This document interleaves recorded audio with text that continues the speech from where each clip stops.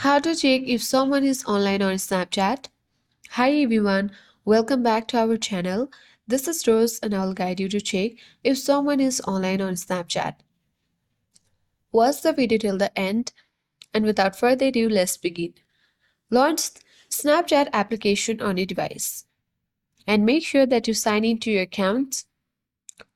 Afterwards, tap on the avatar icon at top left corner of your screen and you have to scroll down. Tap on My Friends and access your friends list. And from here, find a friend you want to check on and tap on their name.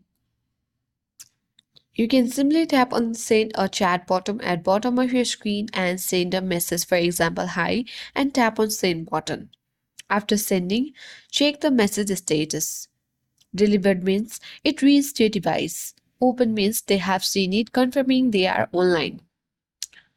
The next thing you can check is simply you can tap your profile by tapping on the username at top left corner of your screen. And then you can see the green dots on your profile picture, indicating that they are online on Snapchat. So I hope this guide was helpful. If it was, then do like, share, comment, and don't forget to subscribe. Thank you for watching and I'll see you in the next video.